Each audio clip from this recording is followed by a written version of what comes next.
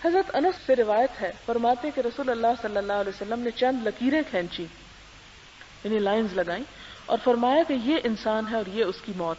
انسان اس طرح زندگی گزار رہا ہوتا ہے کہ قریب ترین لکیر یعنی موت آ جاتی، یعنی اس طرح آڑی لکیریں کھینچی اور فرمایا کہ یہ انسان کی زندگی ہے، ایک ایک لکیر کو کراس کرتے جا رہا ہے حتیٰ کہ آخری بچے گی اور اس کو بھی وہ کراس کر کے اگلی دنیا میں قدم رکھ دے گا.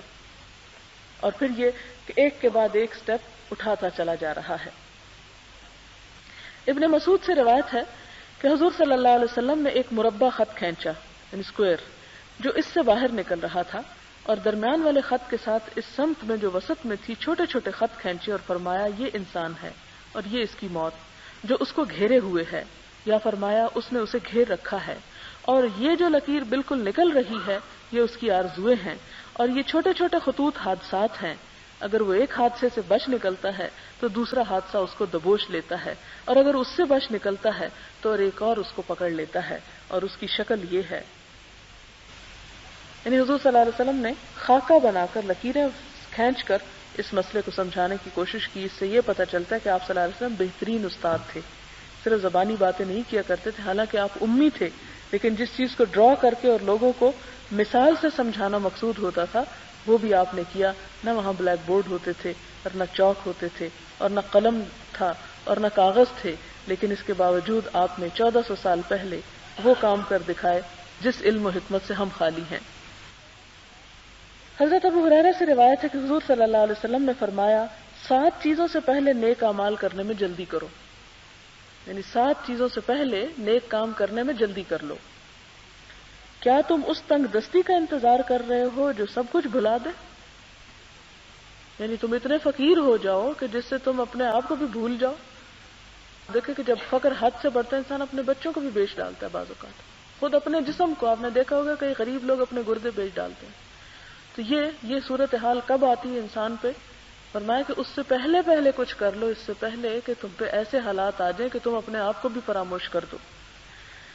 پھر فرمایا کہ یا اس عمارت کا جو سرکش بنا دے، یعنی تم پہ دنیا اتنی فراخ ہو جائے کہ تم تکبر کرنے لگو اور اس تکبر میں تم خدا کے آگے جھک ہی نہ پاؤ، یا اس مرض کا جو بگاڑ پیدا کر دے، یعنی انسان کو معذور کر دے اور پھر تم سے کوئی نماز روزہ نہ ہو. ظاہر ہے کہ جب بیمار ہوتا ہے انسان نماز سجدہ بھی نہیں کر سکتا، روزہ نہیں رکھ سکتا، حج عمرہ سے بھی بیکار ہو جاتا ہے، اور اگر اور حالات ہوں تو کسی قسم کی کوئی کسی کی مدد یا خدمت بھی نہیں کر سکتا. یا اس بڑھاپے کا جو انسان کے اعضاء کو مزمحل کر دے، یعنی بڑھاپے میں بھی انسان جو ہے اس کی طاقت اور اس کی ہمت اور صحت جواب دے جاتی ہے اور وہ کچھ کرنے کے قابل نہیں رہتا حالانکہ اس کا دل بہت چاہتا ہے.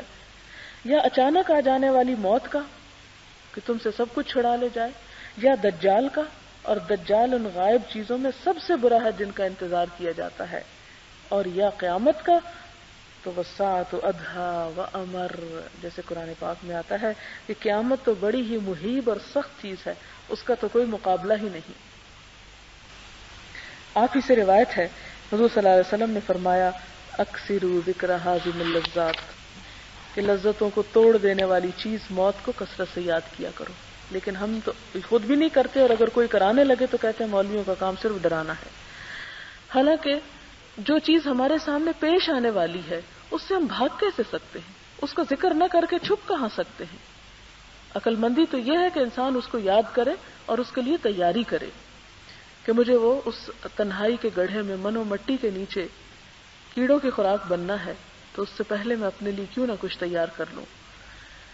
حضرت ابی ابن کعب سے روایت ہے، کہتے ہیں کہ جب 1/3 رات گزر جاتی تو حضور صلی اللہ علیہ وسلم نیند سے بیدار ہوتے، یعنی 1/3 جب گزر جاتی، اور فرماتے اے لوگو اللہ کو یاد کرو، پہلا نفخہ آ چکا، دوسرا نفخہ اس کے پیچھے آنے والا، یعنی سور پھونکے جانے کے قریب ہے. نفخہ سے مراد سور پھونکنا ہے.